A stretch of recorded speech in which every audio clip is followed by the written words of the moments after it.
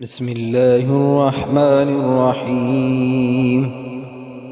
والنازعات غرقا والناشطات نشطا والسابحات سبحا والسابقات سبقا فالمدبرات أمرا يوم ترجف الراجفة تتبعها الرادفة قلوب يومئذ واجفة أبصارها خاشعة يقولون أئنا لمردودون في الحافرة أئذا كنا عظاما نخرة قالوا تلك إذا كرة خاسرة فإنما هي زجرة واحدة فإذا هم بالساهرة هل أتاك حديث موسى إذ ناداه ربه بالوادي المقدس طوى اذهب إلى فرعون إنه طغى فقل هل لك إلى أن تزكى وأهديك إلى ربك فتخشى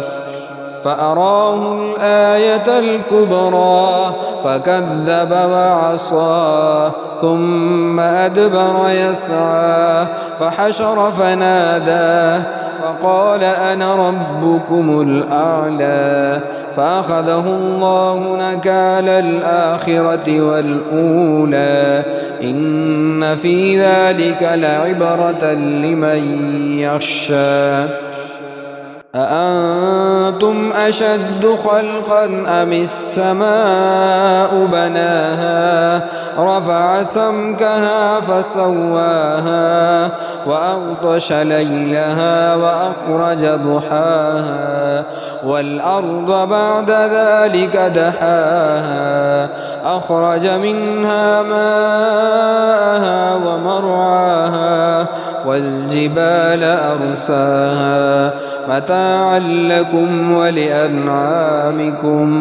فإذا جاءت الطامة الكبرى يوم يتذكر الإنسان ما سعى وبرزت الجحيم لمن يرى فأما من طغى وآثر الحياة الدنيا فإن الجحيم هي المأوى وأما من خاف مقام ربه ونهى النفس عن الهوى فإن الجنة هي المأوى يسألونك عن الساعة أيان مرساها فيم أنت من ذكراها إلى ربك منتهاها إنما